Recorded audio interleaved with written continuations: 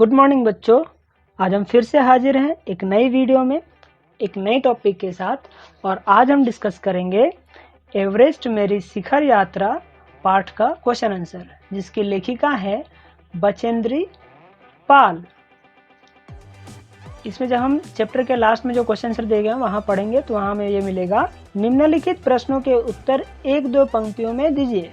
इसमें पहला क्वेश्चन है, अग्रिम दल का नेतृत्व कौन कर रहा था? इसका आंसर होगा, अग्रिम दल का नेतृत्व उपनेता प्रेमचंद कर रहे थे। फिर दूसरा क्वेश्चन है, लेखिका को सागरमाथा नाम क्यों अच्छा लगा? इसका आंसर होगा, लेखिका को एवरेस्ट के लिए नेपाली भाषा का सागरमाथा नाम बहुत पसंद आया। इसका अर्थ है समुद्र का सबसे ऊंचा स्थान, अर्थात समुद्र का मस्तक। हिमालय की सबसे ऊंची चोटी को सागरमाथा कहना सर्वथा उचित है। अगला क्वेश्चन है, लेखिका को ध्वज जैसा क्या लगा? इसका आंसर होगा, लेखिका को शिखर पर तेज हवाओं के कारण उड़ती हुई सूखी बर्फ ध्वज जैसा लगा। फिर अगला क्वेश्चन है, हिमस्खलन से कितने लोगों की मृत्यु हुई और कितने घायल हुए? इसका आंसर होगा, हिमस्खलन से एक शेरपा कुली की मृत्यु हो गई और 4 शेरपा घायल हो गए। अगला क्वेश्चन है, मृत्यु के अवसाद को देखकर कर्नल खुल्लर ने क्या कहा? इसका आंसर होगा, शेरपा कुली की मृत्यु के कारण अभियान दल के सदस्यों के चेहरों पर छाए अवसाद को देखकर कर्नल खुल्लर ने कहा कि एवरेस्ट जैसे महान अभियान में खतरों को और यहाँ तक कि मृत्यु को भी सहज भाव से स्वीकार कर लेना चाहिए। इसके आगे 6 नंबर क्वेश्चन है, रसोई सहायक की मृत्यु कैसे हुई? इसका आंसर होगा, चढ़ाई के दौरान जलवायु अनुकूल न होने के कारण रसोई सहायक की मृत्यु हो गई। इससे आगे का क्वेश्चन है, कैंप 4 कहां और कब लगाया गया? इसका आंसर होगा, कैंप 4 7,900 मीटर की ऊंचाई पर 29 अप्रैल को साउथ कोल नामक स्थान पर लगाया गया। अगला क्वेश्चन है, लेखिका ने शेरपा कुली को अपना परिचय किस तरह दिया? इसका आंसर होगा, लेखिका ने शेरपा कुली को अपना परिचय देते हुए कहा कि वे नौसिखिया पर्वतारोही हैं और एवरेस्ट उनका पहला अभियान है। इससे अगला क्वेश्चन होगा, लेखिका की सफलता पर कर्नल खुल्लर ने उसे किन शब्दों में बधाई दी? इसका आंसर होगा, लेखिका की सफलता पर कर्नल खुल्लर ने उन्हें बधाई देते हुए कहा कि वे उनकी अनूठी उपलब्धि के लिए उनके माता पिता को बधाई देना चाहेंगे। देश को उस पर गर्व है। अब वह एक दूसरे संसार में कदम रखेंगी जो पिछले संसार से भिन्न होगा। आगे जो क्वेश्चन पूछा गया है उसमें ये कहा गया है कि निम्नलिखित प्रश्नों के उत्तर 25 से 30 शब्दों में लिखिए। पहला क्वेश्चन है, नजदीक से एवरेस्ट को देखकर लेखिका को कैसा लगा? इसका आंसर होगा, बेस कैंप पहुंचकर जब लेखिका ने एवरेस्ट को पास से देखा तो वे उसकी सुंदरता और भव्यता से बहुत प्रभावित हुई। वे लौहत्से नुत्से की ऊंचाइयों से घिरी बर्फीली टेढ़ी मेढ़ी नदियों के सौंदर्य को आश्चर्यचकित होकर देखती रह गई। अगला क्वेश्चन है, डॉक्टर मीनू मेहता ने क्या जानकारियां दी? इसका आंसर होगा, डॉक्टर मीनू मेहता ने दल के लोगों को एल्यूमीनियम की सीढ़ियों से अस्थायी पुल बनाने, लट्ठों और रस्सियों का उपयोग करने, बर्फ की आड़ी तिरछी दीवारों पर रस्सियों को बांधने और अग्रिम दल के अभियांत्रिकी कार्यों के बारे में विस्तृत जानकारी दी।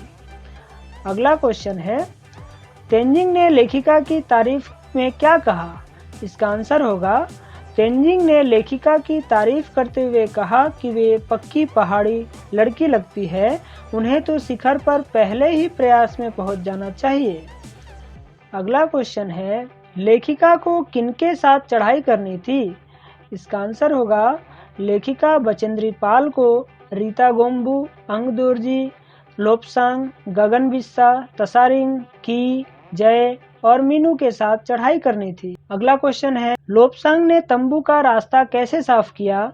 इसका आंसर होगा, लोपसांग ने स्विस छुरी की सहायता से तंबू का रास्ता साफ किया। उन्होंने लेखिका के पास गिरे बड़े बड़े हिमखंडों को हटाया, चारों तरफ फैली कठोर बर्फ की खुदाई की और समय रहते लेखिका को बर्फ की कब्र से बाहर निकाल लिया। अगला क्वेश्चन है, साउथ कोल कैंप पहुंचकर लेखिका ने अगले दिन की महत्वपूर्ण चढ़ाई की तैयारी कैसे शुरू की? इसका आंसर होगा साउथ कोल कैंप पहुंचकर लेखिका अगले दिन की महत्वपूर्ण चढ़ाई की तैयारी में जुट गई। उन्होंने खाना, कुकिंग गैस तथा कुछ ऑक्सीजन सिलेंडर इकट्ठे किए। उन्होंने चाय बनाने के लिए पानी गर्म किया और दूसरे साथियों की सहायता करने के लिए एक थर्मस में जूस और एक थर्मस में गर्म चाय भरकर बर्फीली हवा में तंबू से बाहर निकल पड़ी। फिर हम जब आगे बढ़ेंगे तो आगे कुछ क्वेश्चन मिलेंगे जिसमें ये लिखा गया है कि निम्नलिखित प्रश्नों के उत्तर 50 से 60 शब्दों में लिखिए। इसमें पहला क्वेश्चन है, उपनेता प्रेमचंद ने किन परिस्थितियों से अवगत कराया? इसका आंसर होगा उपनेता प्रेमचंद ने लेखिका तथा अभियान दल के सभी यात्रियों को मार्ग की पहली बड़ी बाधा खुम्बु हिमपात की स्थिति से अवगत कराया। उन्होंने बताया कि उनके दल ने कैंप 1 जो 6000 मीटर की ऊंचाई पर हिमपात के ठीक ऊपर स्थित है वहां तक का रास्ता साफ कर दिया है। उन्होंने कहा कि पुल बनाकर तथा रस्सियां बांधकर झंडियों से रास्ता चिन्हित कर दिया गया है।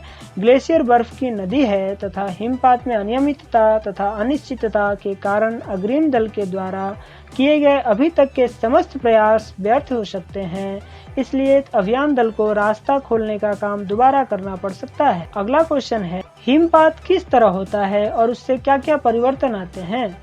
इसका आंसर होगा बर्फ के खंडों का अव्यवस्थित ढंग से गिरना ही हिमपात कहलाता है। हिमपात अनिश्चित और अनियमित होता है, इससे अनेक परिवर्तन आते रहते हैं। हिमपात से ग्लेशियर यानी बर्फ की नदी के बहने से किनारे की बर्फीली चट्टानों में हलचल उत्पन्न हो जाती है। बर्फ की बड़ी बड़ी चट्टानें टूटकर नीचे गिर जाती हैं। हिमपात के समय चट्टानों के खिसकने से धरातल पर दरारें पड़ जाती हैं। यह हिमपात पर्वतारोहियों के मार्ग में नई नई बाधाएं उत्पन्न करते रहते हैं और उन्हें प्रतिपल इन भयानक परिवर्तनों से जूझना पड़ता है। अगला क्वेश्चन है, लेखिका ने तंबू में गिरे बर्फ पिंड का वर्णन किस तरह किया गया है? इसका आंसर होगा सन 1984 यानी 1984 को 15-16 मई की रात लेखिका लोहत्से की सीधी बर्फीली ढलान पर लगाए गए सुंदर रंगीन तंबू के 3 नंबर कैंप में सो रही थी। रात के 12:30 बजे यानी 12:30 बजे उनके सिर के पिछले हिस्से में किसी सख्त चीज के टकराने से उनकी नींद खुल गई। बर्फ का पिंड कैंप के ठीक ऊपर लोत्से ग्लेशियर से टूटकर नीचे आ गिरा था। हिमखंडों, बर्फ के टुकड़ों तथा जमी हुई बर्फ के इस विशाल हिमपुंज ने एक एक्सप्रेस रेलगाड़ी की तेज गति और भीषण गर्जना के साथ सीधी ढलान से नीचे आते हुए कैंप पूरी तरह से तहस नहस कर दिया था। चोट तो हर व्यक्ति को लगी थी परंतु किसी की मृत्यु नहीं हुई थी। अगला क्वेश्चन है, जय लेखिका को देखकर हक्का बक्का क्यों रह गया? इसका आंसर है, बर्फ की कब्र से बाहर निकलकर लेखिका जब साउथ कोल कैंप पहुंची तो वहां पहुंचकर उन्होंने अपने साथियों की सहायता करने के लिए चाय बनाई। एक थर्मस में चाय और दूसरे थर्मस में जूस लेकर वे अपने साथियों की थकान मिटाने के लिए बर्फीली हवा में तंबू से बाहर निकल पड़ी। अन्य साथियों से मिलते हुए जब वे थोड़ा सा और आगे उतरी तो उन्होंने जय को देखा। जय उन्हें थर्मस लेकर नीचे उतरते देखकर हक्का बक्का रह गया, क्योंकि उसे आशा नहीं थी कि बचेंद्री इतने बड़े हादसे के बाद विश्राम न करके पुनः काम पर लग जाएंगी। अगला क्वेश्चन है, एवरेस्ट पर चढ़ने के लिए कुल कितने कैंप बनाए गए, उनका वर्णन कीजिए। आंसर है, एवरेस्ट पर चढ़ने के लिए निम्नलिखित कैंप बनाए गए। 1. Base camp. यह कैंप काठमांडू के शेरपा लैंड में लगाया गया था। पर्वतीय दल के नेता कर्नल खुल्लर और अभियान दल की गतिविधि का संचालन कर रहे थे। नंबर 2. कैंप 1। यह हिमपात क्षेत्र के ठीक ऊपर 6000 मीटर की ऊंचाई पर लगाया गया था। 3. कैंप 2। 16 मई की सुबह सभी लोग कैंप 2 पर पहुंचे। 9 पुरुष सदस्यों को चोटों अथवा टूटी हड्डियों के कारण बेस कैंप भेजा गया। कैंप 3। यह लोत्से पहाड़ियों की ढलान पर लगाया गया था। यहाँ नायलॉन से बने तंबू में लेखिका और उसके साथी विश्राम कर रहे थे। कैंप 4। यह समुद्र तल से 7900 मीटर ऊपर था। यहीं से साउथ और शिखर कैंप के लिए चढ़ाई की गई। साउथ कोल कैंप, यहीं से एवरेस्ट के लिए अंतिम दिन की चढ़ाई की गई। और अंतिम शिखर कैंप, यह एवरेस्ट की चोटी के ठीक नीचे स्थित था। इस कैंप से लेखिका और अंदोरजी केवल 2 घंटे में पहुंच गए। में अगला क्वेश्चन है, चढ़ाई के समय एवरेस्ट की चोटी की स्थिति कैसी थी? आंसर होगा, जब शिखर कैंप से बचेंद्री ने एवरेस्ट की चोटी की ओर चढ़ाई आरंभ की तो वहां चारों ओर तेज हवा के कारण बर्फ उड़ रही थी। चट्टानें इतनी भुरभुरी थी जैसे शीशे की चादरें बिछी हो। बर्फ काटने के लिए फावड़े का प्रयोग करना पड़ा। बर्फ इतनी अधिक थी कि सामने कुछ दिखाई नहीं दे रहा था। उनके चारों तरफ हजारों मीटर लंबी सीधी ढलान थी। यह ढलान उनकी सुरक्षा की दृष्टि से खतरनाक थी। तेज बर्फीली हवाओं के बीच अपने आप को खड़ा करना बहुत कठिन था, इसलिए लेखिका ने बर्फ के फावड़े से बर्फ खोदकर अपने खड़े होने का स्थान बनाया। अगला क्वेश्चन है, सम्मिलित अभियान में सहयोग एवं सहायता की भावना का परिचय बचेंद्री ने किस कार्य से मिलता है? इसका आंसर होगा, सम्मिलित अभियान में आपसी सहायता और सहयोग से ही सभी कार्य संपन्न होते हैं। साउथ पोल कैंप पहुंचकर, यहाँ पहुंचकर का स्पेलिंग गलत है, हमें छोटा ऊ की मात्रा होगी। बचेंद्री ने अपनी सहयोग एवं सहायता की भावना का परिचय दिया। बचेंद्री अपने साथियों के पहुंचने के पहले ही कैंप पहुंच गई थी। वहां पहुंचते ही खाना, कुकिंग गैस और ऑक्सीजन सिलेंडर एकत्रित किए। लेखिका ने चाय का पानी गर्म किया, चाय बनाई और दूसरे साथियों की मदद करने के लिए एक थर्मस में चाय और दूसरे थर्मस में जूस भरकर तंबू से बाहर निकल पड़ी। रास्ते में बोझ लेकर आते हुए सभी साथियों मीनू, जय और की प्यास बुझाई। उनके साथियों ने इस कार्य को खतरनाक बताते हुए कहा कि तुमने ऐसा जोखिम क्यों लिया? इस पर बचेंद्री ने हंसते हुए कहा कि शारीरिक रूप से मैं ठीक हूँ, इसलिए मुझे दल के अन्य सदस्यों की सहायता क्यों नहीं करनी चाहिए। उनका ऐसा कहना उनकी सहयोगी प्रवृत्ति का परिचायक है। अगला क्वेश्चन है, निम्नलिखित के आशय स्पष्ट कीजिए। इसमें पहला होगा, एवरेस्ट जैसे महान अभियान में खतरों को और कभी कभी तो मृत्यु भी आदमी को सहज भाव से स्वीकार करनी चाहिए। इसका आंसर होगा, यह वाक्य कर्नल खुल्लर ने अभियान दल के सदस्यों को समझाते हुए कहा था। एवरेस्ट की चढ़ाई आरंभ करते ही पेरिस पहुंचने पर हिमस्खलन के कारण एक शेरपा कुली की मृत्यु की बात सुनकर सभी सदस्य दुखी थे। कर्नल खुल्लर ने कहा कि एवरेस्ट पर पहुंचना एक महान अभियान है। यहाँ पहुंचना का स्पेलिंग फिर से मिस्टेक है, हमें छोटा ऊ होगा, जिसमें हर पल खतरा बना रहता है। कभी कभी किसी सदस्य की मृत्यु भी हो जाती है। यदि ऐसा कठिन साहसिक कार्य करते हुए मृत्यु भी हो जाए तो उसे सहज भाव से स्वीकार कर लेना चाहिए। उस पर शोक मनाना उचित नहीं। ऐसे महान अभियान कार्य में दुर्घटनाएं तो होती ही रहती है। ऐसे महान अभियान में खतरों को और कभी कभी तो मृत्यु भी आदमी को सहज भाव से स्वीकार करनी चाहिए। यह है पहले क्वेश्चन का आंसर। आगे है दूसरा क्वेश्चन, सीधे धरातल पर दरार पड़ने का विचार और इस दरार का गहरे चौड़े हिम विदर में बदल जाने का मात्र ख्याल ही बहुत डरावना था। इससे भी ज़्यादा भयानक इस बात की जानकारी थी कि हमारे संपूर्ण प्रयास के दौरान हिमपात लगभग 1 दर्जन आरोहियों और कूलियों को प्रतिदिन छूता रहेगा।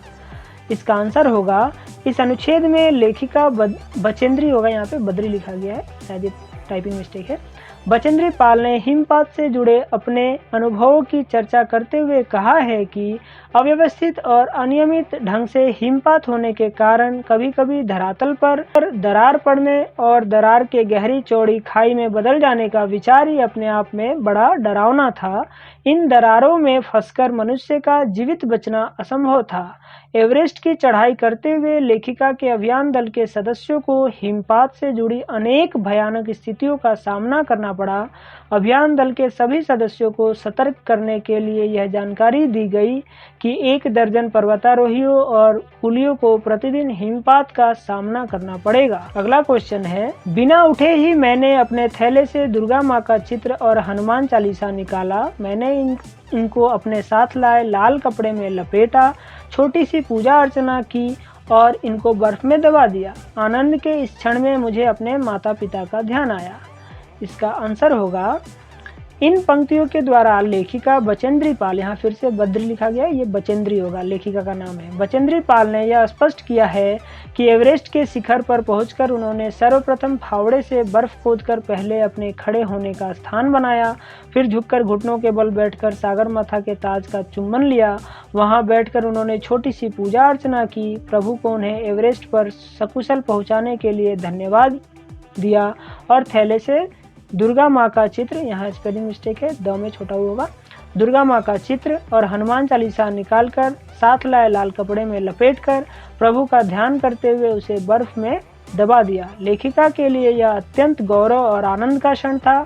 उन्हें अपने पूज्य माता पिता का स्मरण हुआ, जिनके आशीर्वाद और प्रेरणा से लेखिका बचेंद्री पाल ने अपने जीवन का सर्वोत्तम लक्ष्य प्राप्त किया था। ये आखिरी क्वेश्चन था, खत्म होता है। आशा करता हूँ कि आपको क्वेश्चन आंसर समझ में आ गए होंगे। अगर आपको अब भी कोई डाउट रहा हो या कोई आंसर समझ में ना आया हो तो आप नीचे कमेंट कीजिए, मैं उसका आंसर दे दूंगा। तो ठीक है, हम मिलते हैं अगली वीडियो में।